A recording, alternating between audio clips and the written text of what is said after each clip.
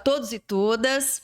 Estamos muito felizes em começar aqui o terceiro episódio do nosso podcast, o Papo Jus. É o podcast da AJUFESP. E hoje nós temos uma convidada muito especial que nos honra muito com a sua presença aqui, a doutora Silvia Steiner.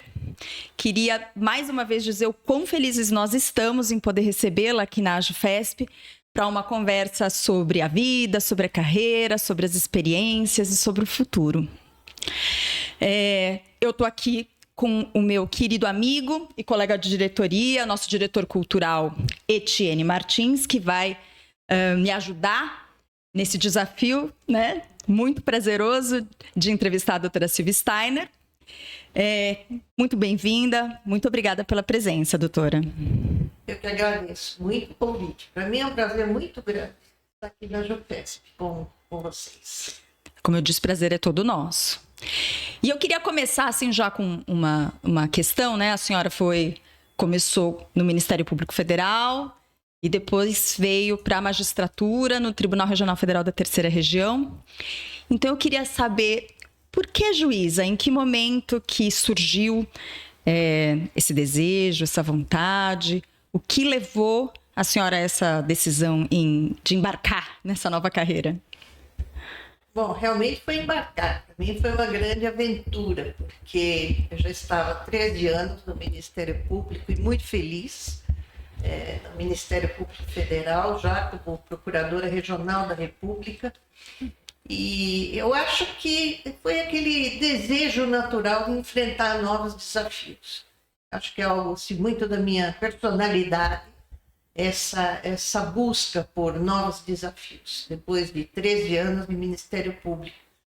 E então, quando houve a expansão do número de juízes aqui do TRF, e com o auxílio dos meus colegas, com o incentivo, melhor dizendo, dos meus colegas, eu resolvi enfrentar o desafio e, afinal, me tornei desembargadora federal e fui exercer a magistratura na mesma turma na qual antes eu oficiava como Procuradora Regional da República. Então, foi quase que uma continuação. Foi muito bom, muito bom. Olhando um outro lado, né, diferente. O direito sempre foi um desejo, sempre esteve no radar, nunca pensou em outra... Sempre. Eu cheguei a fazer vestibular e cursei um ano de letras antes de fazer o vestibular de direito. Mas ainda foi numa época bastante difícil, época da ditadura, e nós praticamente não tínhamos aulas, e eu me dei conta já no meio do semestre que letras não era realmente o que eu queria. Então, fiz um segundo vestibular, tive a sorte de ser aprovada, e logo no primeiro ano da faculdade eu me dei conta que era realmente o que eu queria fazer. Então, escolhi a profissão certa. Para quem estiver nos ouvindo e não tem acompanhado a carreira, que para nós aqui no Tribunal Regional Federal, a figura da doutora Silvia Steiner é tão emblemática que todos acompanhamos a carreira e sabemos, né, todos os passos. Mas para quem estiver nos ouvindo e não saiba, a doutora Silvia foi Procuradora da República, né, membro do Ministério Público Federal, depois desembargadora federal aqui na Terceira Região, e depois honrou nosso país participando da primeira configuração do Tribunal Penal Internacional, da Corte Penal Internacional. Então, temos muito o que conversar, muitas coisas muito interessantes aqui para debater, também por conta, né, da atualidade, tudo que a gente está vendo acontecer nos tempos atuais com essas guerras em andamento e tudo mais. Mas antes da gente adentrar, né, nesse espaço do Tribunal Penal Internacional, assim, queria saber assim, se houve desafios enfrentados desde o início, talvez até mesmo da graduação, depois no Ministério Público, aqui no Tribunal ou no Tribunal Internacional, e que digam respeito ao gênero, em razão de ser mulher. Bom, antes de ingressar no Ministério Público, eu advoguei 4 anos no escritório de advocacia, cujo titular era um professor, inclusive da faculdade. E eu era uma pessoa muito querida, já falecido, mas uma pessoa muito querida. Mas, como nós costumamos dizer, os tempos eram outros.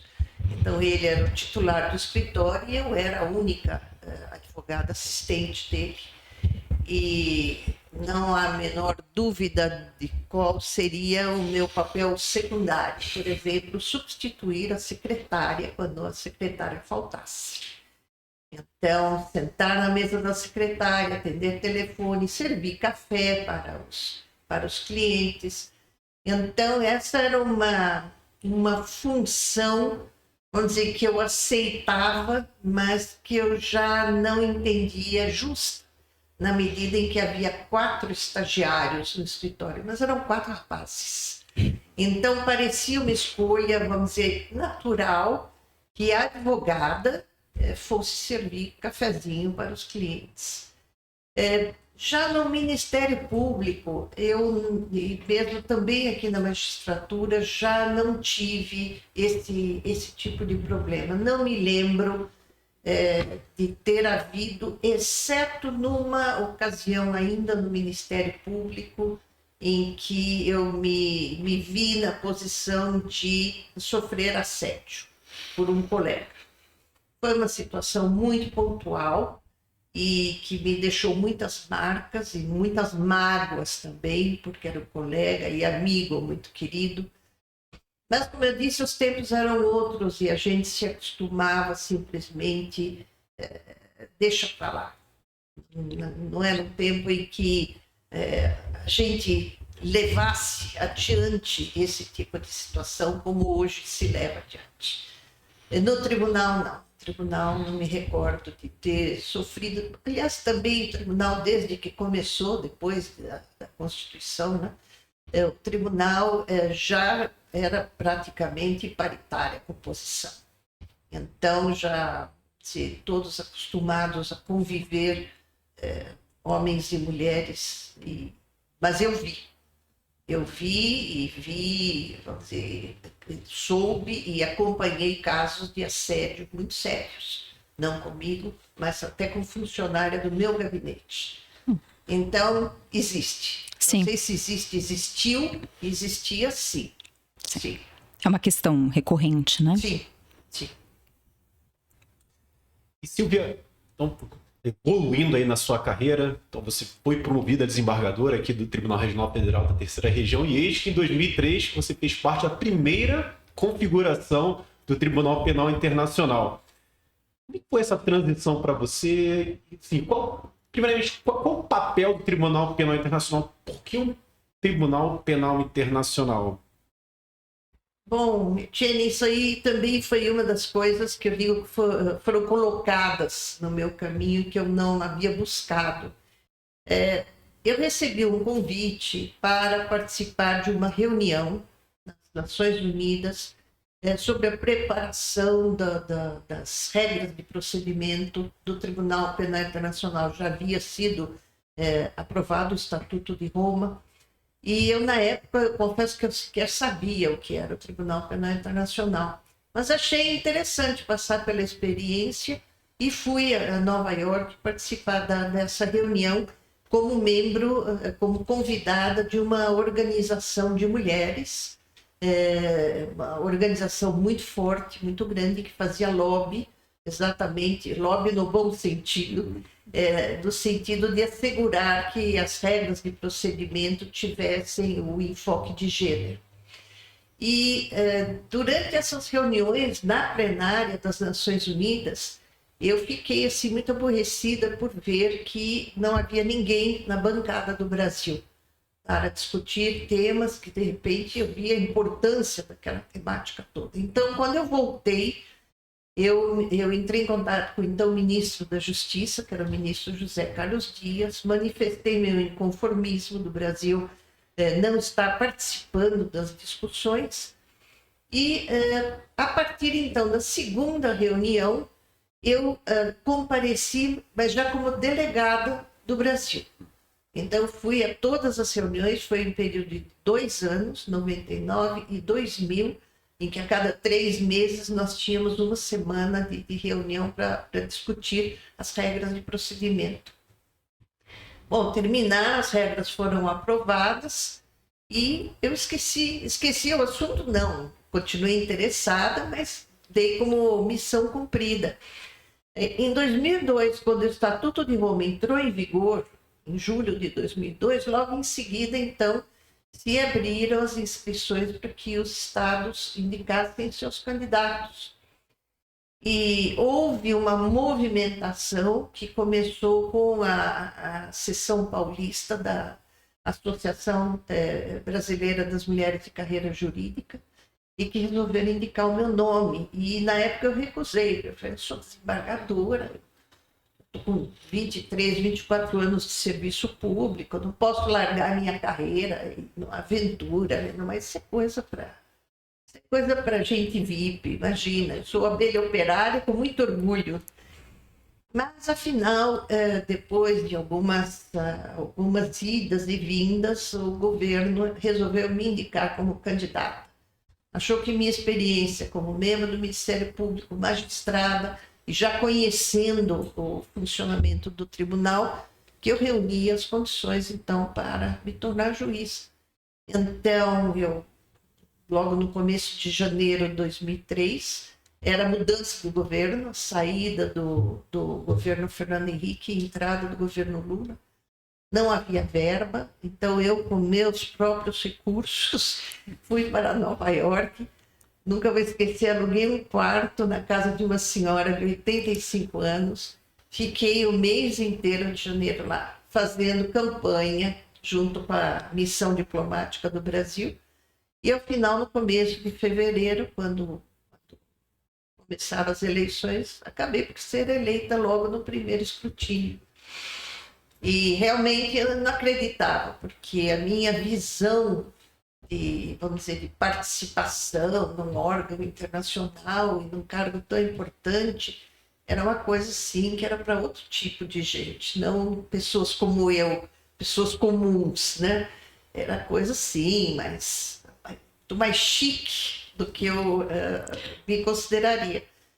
Mas aí veio a segunda etapa que foi a luta para eu decidir o que fazer na minha vida. Porque eu pedi um afastamento aqui no tribunal, porque eu entendia e houve um parecer promovido pela então já aposentada ex-desembargadora Lúcia Figueiredo e Sérgio Ferraz, no sentido de que o Tribunal Penal Internacional era considerado como que um braço do Poder Judiciário, então que não havia impedimento, de acordo com a Lei Orgânica da Magistratura, a Constituição Federal, para que eu exercesse a magistratura no tribunal. Mas quando eu já tinha a maioria dos votos no órgão especial, um colega resolveu pedir vista e me deixou saber que não ia trazer tão cedo esse pedido de vista. Então eu fiquei no impasse, porque a posse dos juízes seria 10 de março. Então, no fim, por já ter maioria do órgão especial, o então presidente, o juiz Márcio Moraes, baixou uma portaria, me deu autorização para tomar posse. Eu tomei posse e voltei, continuei oficiando no tribunal, aqui, como se nada tivesse acontecido. E, afinal, acabei sabendo que eu ia iniciar o regime full-time em janeiro de 2004, acabei me aposentando. Então, não chegou a ser levado no órgão especial a questão? Não, nunca foi levado.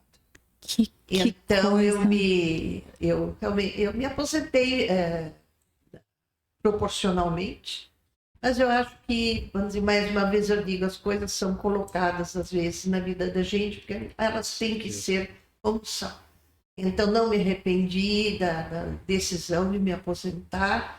Acho que também para o tribunal, vamos dizer, no final, poder preencher a minha vaga foi importante, né? Ficar com um cargo vago durante 9 anos. Eu entendia qual era a dificuldade de alguns colegas. Enfim, as coisas se encaixaram. Então, me aposentei em 2003 e em 2004, em janeiro, já assumi em regime de dedicação exclusiva e integral em Haia, no Tribunal Penal Internacional. Então, essa foi essa foi a aventura que me levou ao cenário internacional e que eu repito e digo, vamos dizer, com toda sinceridade, era algo que nunca havia passado pela minha cabeça. A gente não imagina, né, que tem tantos percalços quando... Exato. Assim, é tão honroso, é tão um sonho você pensar em atingir algo tão alto assim na carreira, que a gente não consegue imaginar que possa ter esse tipo de percalço no caminho, né? Foram vários os percalços. E eu não falo com mágoas, nada, porque eu sou muito, nesse ponto, muito fatalista no bom sentido. Eu acho que as coisas acontecem quando tem que acontecer, e se tem que acontecer, eu aceito. E, vamos dizer, é um outro desafio, vamos vencer esse outro desafio. Mas eu não tive nenhum apoio do tribunal para a minha candidatura, muito pelo contrário. Vários desembargadores assinaram a lista de apoio a outro candidato, que pleiteava também a posição. Então, no final, você sabe, isso é importante porque você acaba sabendo as pessoas com as quais você pode contar, as pessoas com as quais você não pode contar. E você aprende, então, a vencer os desafios com as ferramentas que você tem. Então, eu acho que tudo é aprendizado, não é? Afinal. Sem dúvida. E Silvia, o Tribunal Penal Internacional não é o início de uma história, mas um ponto dentro da evolução do direito penal internacional. Então, nós tivemos lá o Tribunal de Nuremberg, lá após a Segunda Guerra, os tribunais ad hoc de Ruanda, até que em 1998 veio o Estatuto de Roma, criando um tribunal autônomo, independente, para julgar determinados crimes contra a humanidade, crimes internacionais. Você participou desse primeiro estágio do tribunal. Quais eram os desafios daquela época? E hoje, 22 anos depois, mesmo fora do tribunal, como é que você enxerga os desafios de hoje? Já tem mais uma pergunta. E para o amanhã, como é que você vê? Você me disse que gostava de falar, então a gente vai perguntar. Então, futuro do tribunal, como é que você desejaria, digamos assim, o TPI exercendo o seu real papel, um papel assim, fulminante em termos de criar realmente mudanças práticas dentro dos direitos humanos, na concretização dos direitos humanos? Então, assim, quais eram os desafios ontem, enquanto você iniciou lá a corte, como você vê os desafios hoje, já fora da corte, como é que você enxerga o tribunal do amanhã, digamos assim? Bom, indo por partes, os desafios enfrentados nos primeiros anos do tribunal. Bom, para começar, apesar do tribunal, como você muito bem lembrou, ele ser resultado de uma evolução histórica, né, desse ramo do direito internacional, que é o direito penal internacional, ele foi criado por um tratado, então toda a constituição dele, o procedimento, é muito híbrido, é resultado de um tratado negociado entre mais de 150 países. Então, ele tem uma estrutura, vamos dizer, muito sui generis. E eu fui, assim, chamada para o tribunal em 2004, eu fui designada para a chamada Câmara Preliminar, que na tradução do Estatuto para o português está como Câmara de Pré-Julgamento, que não corresponde ao que seja. É uma Câmara Preliminar, é uma Câmara preparatória, como são as nossas varas preparatórias para o júri. Então, em que há uma colheita de prova, mas apenas aquilo que seja suficiente para encaminhar o acusado para uma câmara de julgamento. Só interromper, só para o pessoal entender como é que é esse procedimento.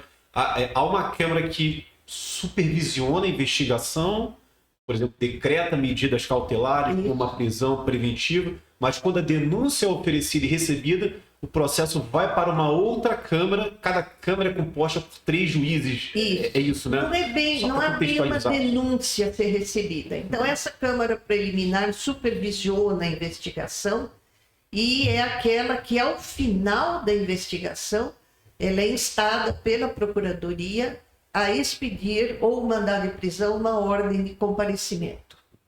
Assim que o faz, e que a pessoa ou comparece ou é detida e entregue ao tribunal, inicia-se essa fase judicial, que é, vamos dizer, colheita de algumas provas para que dê indícios suficientes de que a pessoa tem que ir a julgamento. E isso culmina com uma decisão que se chama decisão de confirmação de acusações. Quase uma pronúncia mesmo, né? Quase uma pronúncia. É equivalente à nossa decisão de pronúncia. E assim, nesse momento, o processo é enviado para a Câmara de Julgamento. Então, não há a figura da denúncia, há essa figura anterior da Procuradoria pedindo expedição de mandado de prisão ou de ordem de comparecimento, seguida da confirmação das acusações. Aí vai para a Câmara de Julgamento, aí o julgamento segue, em grande parte, o princípio da oralidade. Então, toda a prova é colhida em juízo, em audiência, mesmo que haja prova documental, as testemunhas são chamadas, os peritos são chamados, etc. E durante todo o tempo há uma Câmara de Apelações composta de 5 juízes para julgar os recursos. Então foi muito difícil, principalmente porque essa fase preliminar não existia nos tribunais ad hoc. Então nós tivemos que criar, a partir daquelas regras, muitas vezes regras confusas, contraditórias, criar um procedimento preliminar. Nós estabelecemos o procedimento preliminar. Então eu participei e em muitos casos fui, lá se chama single judge, mas é o equivalente a um relator, de praticamente todos os primeiros processos do Tribunal Penal Internacional. O que, aliás, me deu muita experiência. E você vai também, então, criando uma jurisprudência que depois serve para os juízes que vêm depois de você, evidentemente. Depois eu presidi um julgamento, que foi o único que eu presidi, que foi o julgamento de Jean-Pierre Bemba. Então, o começo foi muito difícil, e mesmo para as câmaras de julgamento também, bastante difícil, porque as regras misturavam normas assim comuns do regime do common law, outras de civil law. Então, esse princípio da oralidade, mas uma oralidade que perde um pouco o sentido, porque não há um júri leigo, há um júri profissional, digamos, de 3 juízes. E muitos juízes, a composição também é mista do tribunal, então muitos juízes com origem no sistema de civil law e outros de common law. Então, eles não sabiam muito bem. Então, no começo, nós tínhamos decisões divergentes entre as câmaras de julgamento, o que não é bom aos olhos, vamos dizer, do jurisdicionado. Era algo que fazia mal. Eu me lembro, por exemplo, uma discussão que eu tive com um colega que vinha de um sistema de common law sobre a preparação de testemunhas. Isso aqui é um absurdo, preparar testemunhas. E ele falava, no meu país, se o promotor não prepara testemunha, ele é punido. Então, veja bem, então houve até a Câmara de Apelações decidir se podia preparar testemunha, se não podia preparar. Então, pequenas coisas. Interessantíssimo. Né? Então, essa dificuldade, hoje em dia, você falou para falar do hoje em dia eu acredito que, exceto quando os juízes estão diante de uma situação totalmente nova, já existe uma jurisprudência, tanto que, vamos dizer, os procedimentos estão muito mais rápidos. No começo, um procedimento preliminar demorava mais de ano, hoje demora 2, 3 meses. Um julgamento, o primeiro julgamento de Jean-Pierre, de Thomas Lubanga-Grillo, demorou quase 4 anos. Hoje em dia, o julgamento termina em 1 ano e meio, máximo 2 anos. Então, hoje em dia, eu acho que está melhor. Futuro. Eu acho que vamos dizer, o tribunal tem uma vocação de ser um tribunal com jurisdição universal. Eu não vejo, pelo menos a médio prazo, curto e médio prazo, nenhuma possibilidade. Ainda há muita objeção à jurisdição internacional para crimes internacionais. Acabamos de ver isso, né, com a guerra da Ucrânia. Não, nós estamos vendo isso e com toda a situação de Israel e Palestina. Nós estamos com 125 estados partes do Estatuto, mas pelo menos 3 dos membros com poder de veto do Conselho de Segurança não são estados partes. Então, nós temos essa dificuldade da relação com o Conselho de Segurança. O Conselho de Segurança remeteu 2 casos para o tribunal, foram os casos do Sudão e da Líbia.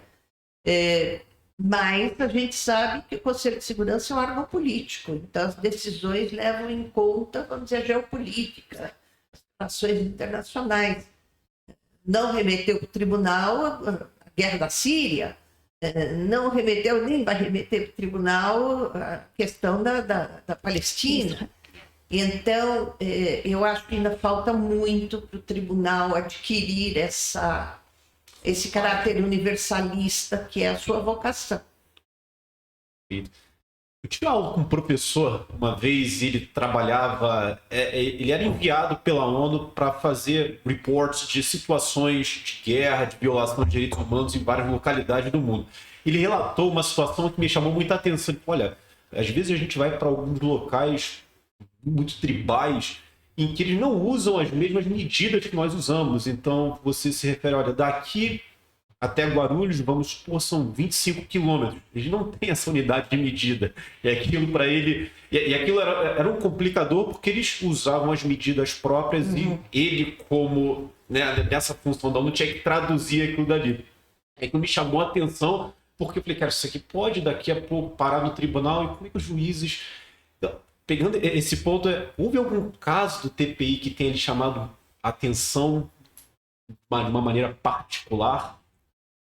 Bom, os primeiros casos do tribunal, como todos sabem, foram remetidos por países africanos, por estados africanos. Até houve, durante muito tempo, a acusação de que o tribunal era um tribunal neocolonialista, perseguindo os africanos, quando, na verdade, foram os próprios estados que remeteram os casos para o tribunal, porque ocorria, e ainda ocorre bastante, de o governo central perdeu o controle sobre parte do território. Os territórios são tomados por grupos rebeldes, muitas vezes esses grupos financiados por grandes empresas de extração de minério, de petróleo, de outros metais preciosos. Então, nós praticamente em todos os primeiros casos do tribunal, nós juízes tivemos que, vamos dizer, ser educados no sentido de ser ensinados a entender a história daquele país, ou como as relações humanas se realizam em países de culturas muito diferentes.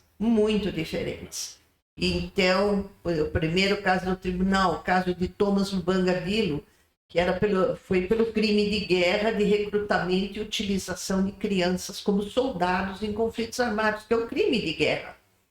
Agora, no correr da ação penal, juízes se deram conta que a maior parte daquelas crianças, elas se juntaram aos grupos armados, porque era uma questão de honra para com a sua própria comunidade, elas lutarem para defender a sua comunidade. Então, que houve muitos casos, sem dúvida, de sequestro de crianças e tudo, mas havia um número grande de crianças que voluntariamente se juntaram aos grupos armados. Então, como é que você vai lidar com situações desse tipo se naquela cultura local aquilo é uma conduta justificada, uma conduta permitida e uma conduta incentivada? Houve outros lugares em que os pais entregavam as crianças em troca de receber uma vaca. Então, vamos dizer, a gente tendo que entender, não que você vai deixar de aplicar a lei, é crime, mas você tem que depois, vamos dizer, buscar, quando você chega a uma condenação e vai analisar as circunstâncias do delito para decidir na dosimetria da pena, que era algo que a gente discutia, você tem que levar em conta uma série de fatores que numa cultura ocidental como a nossa não seriam levados em conta. Eu vou me intrometer na sua parte. É difícil pensar em algo internacional e tão abrangente, tão universal, quando a cultura é tão diversa, né? E no mais das vezes, eu acho que a própria ONU, e aí eu queria ouvir a opinião, né, sua opinião a respeito, as regras e tudo é muito traçado com base no Ocidente europeu e do Norte global. E não leva tanto em consideração essas diferenças e essas peculiaridades do resto do planeta, especialmente do sul subdesenvolvido, né? Isso acontece, vamos dizer, muitas vezes, vamos dizer, se tem acusado a própria doutrina de direitos humanos, de ser dos direitos humanos ocidentais, mas não é bem assim, não. Porque, na verdade, nós tivemos, depois, no pós-guerra, um período de evolução muito grande do direito internacional. E essa evolução, apesar de ter se iniciado, vamos dizer, se iniciado pela iniciativa, olha a redundância, das potências vencedoras da guerra, vamos dizer, ela acabou por estabelecer um sistema que vem muito bem definido na Carta das Nações Unidas e seguido da Declaração Universal dos Direitos do Homem, a que todos os países aderiram. Então, aquela carta mínima de princípios, ela é universal. Então, não é dizer, não, nós inventamos que o direito à vida é o direito ocidental, ou que o direito à não discriminação é ocidental. Isso está na Carta das Nações Unidas, está na Declaração Universal. E esse período foi seguido da edição de um sem número de convenções, e a maior parte dessas convenções firmadas por uma maioria significativa dos Estados. Não só dos Estados ocidentais, mas de todos os Estados. A Convenção de Genocídio. As convenções de Genebra, elas são as únicas que têm aceitação universal. Então, elas são consideradas hoje como, na linguagem técnica, normas imperativas de direito internacional. Então, ainda que hoje em dia todo mundo rasgasse as convenções de Genebra, não interessa mais. Já é parte do direito internacional costumeiro, vamos dizer, a proteção de determinados grupos de pessoas em situações de conflitos armados. A Convenção contra a Tortura, a Convenção contra o Apartheid. Então, existem certos parâmetros. O que, por vezes, suscita discussões, e que eu, particularmente, como sempre fui militante na área de direitos humanos, acho que são falsos dilemas, são aquelas situações em que grupos invocam as particularidades da sua cultura, quando, na verdade, essa cultura ela foi uma cultura imposta num determinado período e contra determinados grupos. Então, o direito do corte do clitóris de meninas. Ah, não, mas isso tem povos que faz parte da cultura. Não, é um costume que foi imposto, não é a cultura, é um costume que foi imposto sobre vítimas que não têm como se defender. A questão da violência contra as mulheres em determinados, ou no Afeganistão, obrigadas a aquelas vestes, que eu até esqueci o nome, as burcas, que cobrem da cabeça aos pés, e no lugar onde as mulheres viúvas, por exemplo, se não têm filhos homens que as acompanhem, elas não podem fazer compras no mercadinho da esquina, elas morrem de fome. Elas não podem sair à rua, elas morrem de fome. Então, dizer que isso faz parte da cultura de um povo, eu acho que é um pouco de cinismo. Porque as vítimas desses costumes, entre aspas, não têm voz. Porque se tivessem voz, essas situações mudariam. As próprias crianças, né, que Exatamente. se voluntariavam. Eu queria trazer a provocação justamente isso, porque Exatamente. normalmente a acusação é essa, né? Não, eu não quero obedecer porque, na verdade, não estão levando em consideração as nossas particularidades, os nossos, sendo que existem valores que são valores maiores, valores, né? São determinados princípios que são universais. Não somente porque nós dizemos que são universais, mas que os documentos internacionais estabelecem que são princípios universais. O princípio da igualdade, da não discriminação, da dignidade do ser humano é um princípio universal.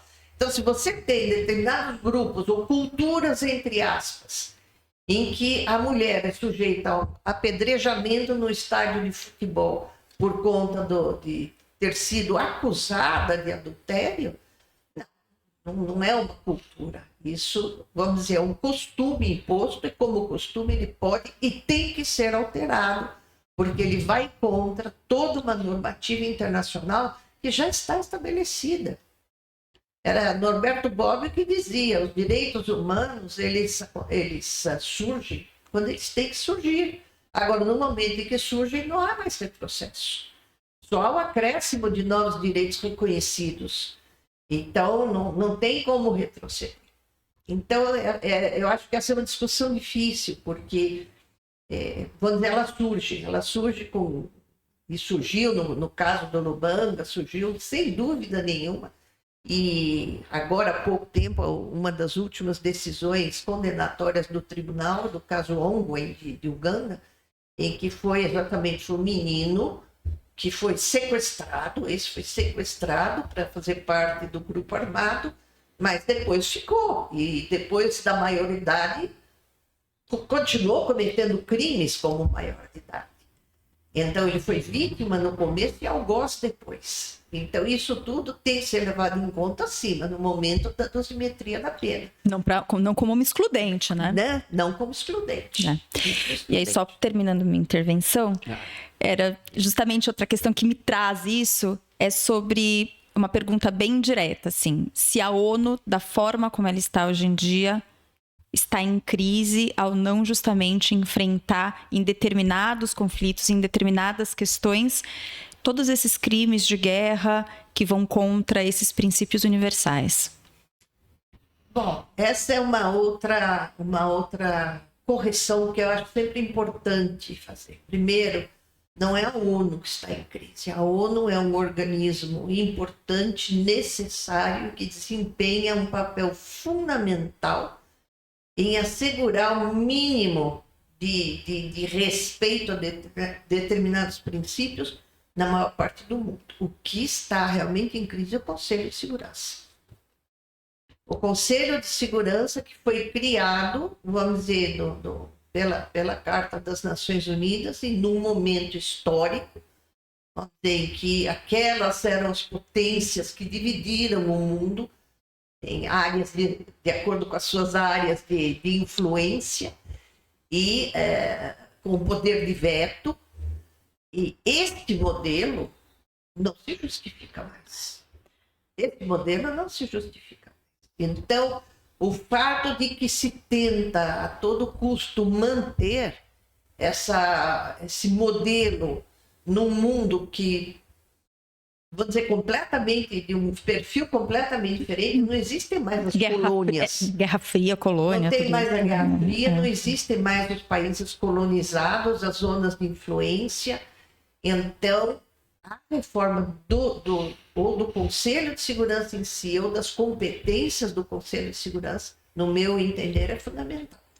Perfeito. Mas não a ONU. A ONU é um órgão extremamente importante, extremamente necessário, através das suas agências, da Unicef, da UNODC, da FAO, que cuida da alimentação, na área da saúde. Da Agência de Refugiados, né? Refugiados. São muitas as áreas em que só existe a presença das Nações Unidas.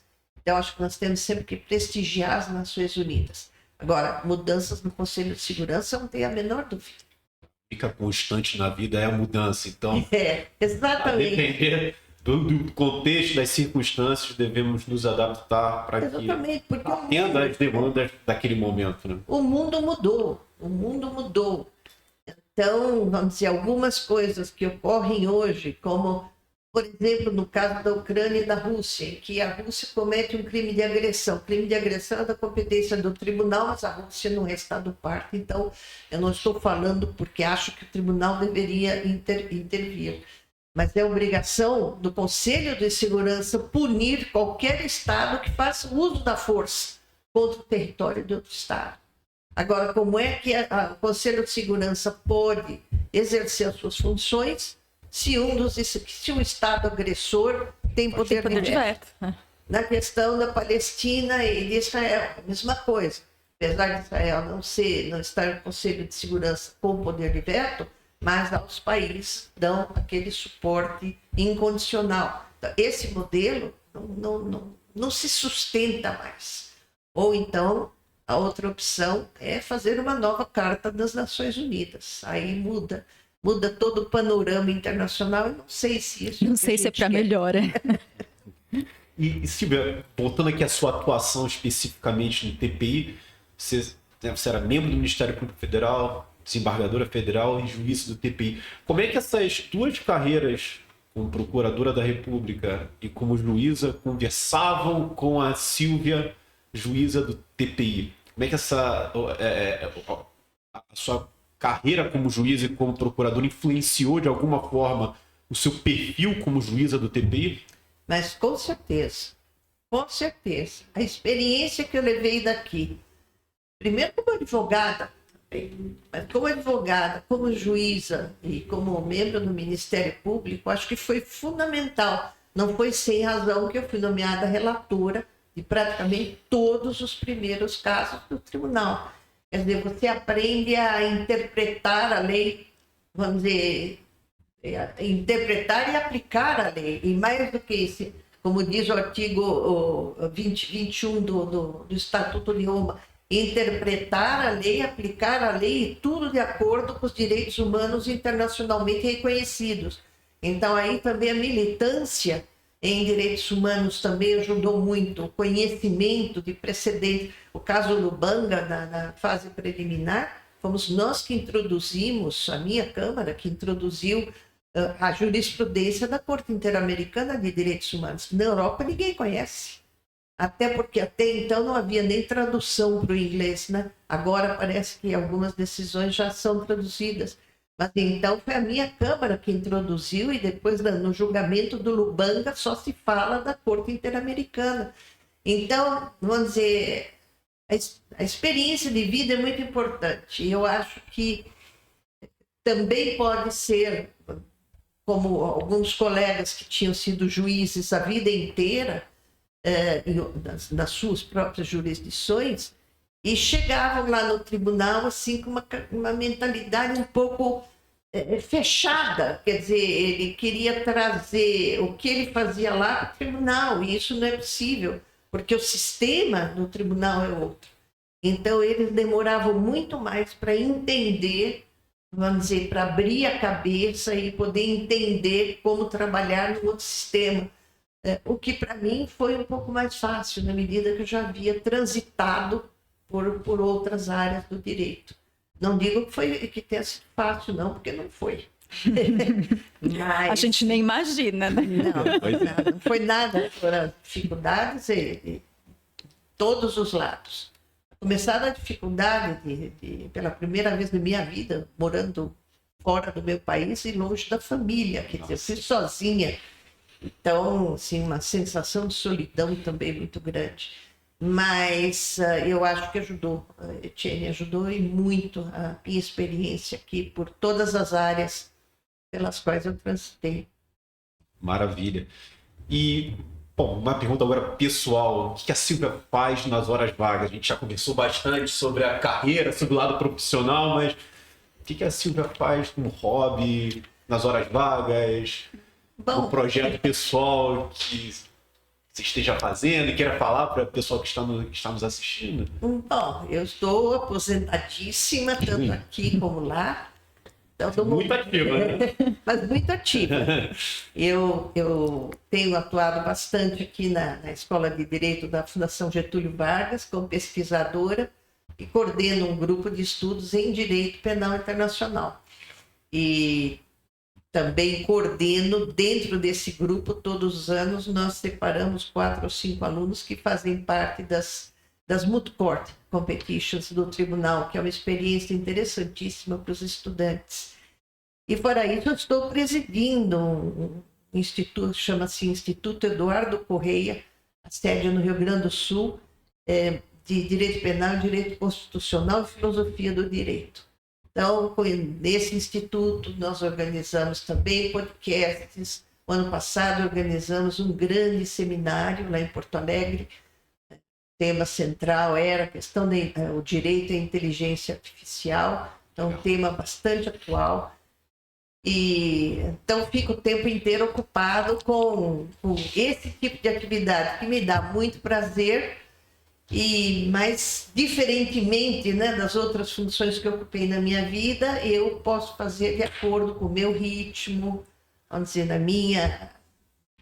fazer a minha própria agenda, o que é uma sensação muito boa. Gerando impacto, né? Preparando as próximas gerações, inspirando as próximas gerações. Assim. Sem dúvida. As pessoas têm sede de líderes, né? É importante que pessoas com uma trajetória tão brilhante como a sua se possa contribuir para a formação das próximas gerações.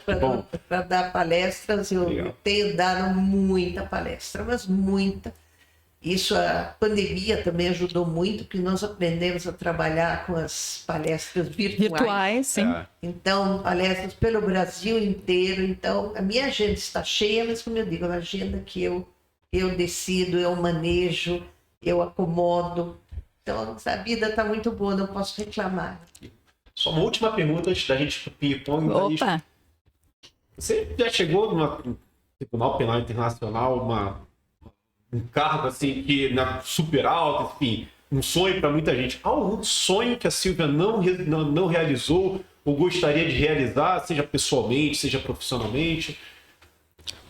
Não, eu creio que não. Eu acho que, vamos dizer, a gente, a partir de uma certa idade, a gente não tem mais aqueles sonhos a longo prazo. A gente só tem sonhos a curto prazo. E esses a curto prazo são perfeitamente realizáveis. Então, eu tenho tenho viajado muito, que é uma coisa que a minha vida inteira eu sempre quis fazer e nunca tinha condições, ou por falta de tempo ou por falta de dinheiro. E então, agora, tempo eu tenho e o dinheiro eu manejo um pouco melhor. Então, eu tenho viajado bastante. Então, eu tenho sonhos assim a curto prazo e tenho conseguido realizar. Tenho uma família maravilhosa. Tenho 2 filhos e 5 netos. E tenho tempo para estar com a família. Então, eu só posso agradecer pela vida que eu tenho atualmente. Eu peço a saúde, esse é o sonho, acho que todo mundo tem, né? De envelhecer com saúde. Sem dúvida nenhuma. Nós estamos instituindo aqui, a partir desse 3º episódio, quando nós tivermos assim, esses episódios de entrevista, como foi esse aqui, 3 perguntas finais de ping-pong, né? Que são 3 perguntas que vão ser sempre as mesmas. Então, queria fazer a primeira pergunta. Qual é o maior desafio que a Silvia já enfrentou? Pode ser da carreira, pode não ser da carreira, pode ser pessoal. O que foi mais desafiador na sua vida? Foi aceitar ir para o Tribunal Penal Internacional. Esse foi o maior desafio. Largar a carreira, largar a família, largar meu país. Esse foi o meu maior desafio. E a maior realização? Ir para o Tribunal Penal. Maravilha. Interessante, né? Como o maior desafio pode ser a maior realização. Pois é. A coragem, né, de enfrentar. Como compensa? É a recompensa. Desafiar os obstáculos, desafiar os nossos limites, experimentar coisas novas, né? Permitir-se experimentar coisas novas. Adotei para mim mesmo, assim, a gente não pode negar que tem medo. Não pode deixar o medo paralisar. Isso. É isso. Porque medo nós vamos ter sempre, né? Muito medo, mas muito medo. É muito difícil quando se tem uma coisa tão estabelecida e tão sólida, pensar em dar um passo à frente e abandonar, né? Sair da zona de conforto. Sair da zona de conforto, assim, eu tinha já 51 anos, daquela virada na vida, quase perto já de uma aposentadoria confortável, uma vidinha já toda estabilizada, né? Filhos, netos, profissão. Então, foi isso. E por último, o que a Sílvia de hoje falaria para a Sílvia com 20 anos de idade se pudesse encontrar com ela? Que conselho daria? Eu falaria para acreditar que, às vezes, as coisas que são colocadas na frente dela, elas foram colocadas porque é para você agarrar.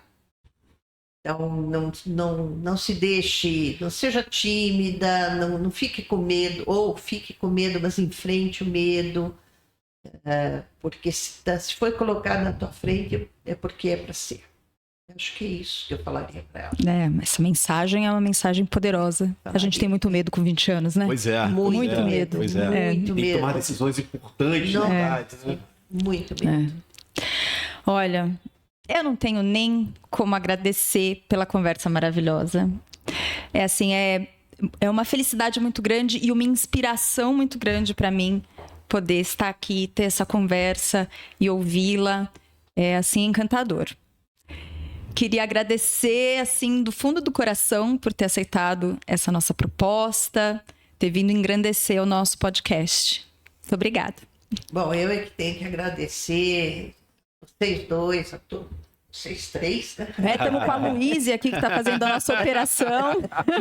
Eu que agradeço. É um prazer estar aqui na JUFESP e sempre estar junto com os meus amigos juízes federais. É sempre uma alegria muito grande. E se, vamos dizer, alguma das coisas que eu falei servir de incentivo ou, sei lá, até uma animada, qualquer coisa, ótimo.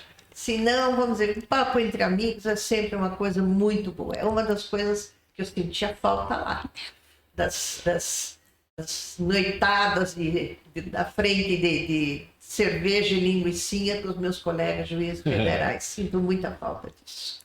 Teremos congresso da JUFESP esse ano, hein? Muito bom. Então, já está o convite feito, seu hein? calendário, né? Muito bom. Já calendário. save the date. Já me passa aí. 6 a 8 de dezembro, hein? Muito bom.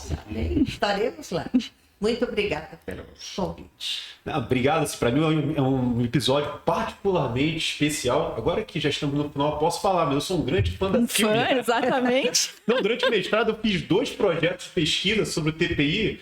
E aí você está ali analisando o TPI, está ali analisando a corte, só vendo os nomes. E agora estou hoje aqui conversando com uma juíza que proferiu várias decisões que eu acabei analisando durante esses 2 projetos de pesquisa. Então, para mim, particularmente, um episódio que eu assim, me sinto muito engrandecido e muito feliz de participar. Obrigado pela sua presença, Sílvia. Muito obrigada, Etienne. Obrigada, Etienne. Bom, nós chegamos aqui ao fim. Eu queria pedir para todos que, por favor, nos sigam nas redes sociais. Por favor, subscrevam aqui o canal do YouTube. Se vocês puderem dar aquele joinha, eu vou ter que começar a, né? Isso aí. Eu tenho que começar a me acostumar, né? A pedir, assim, puderem ativar o sininho também para receber as notificações dos próximos episódios. Agradeço muito terem ficado conosco até agora e até a próxima.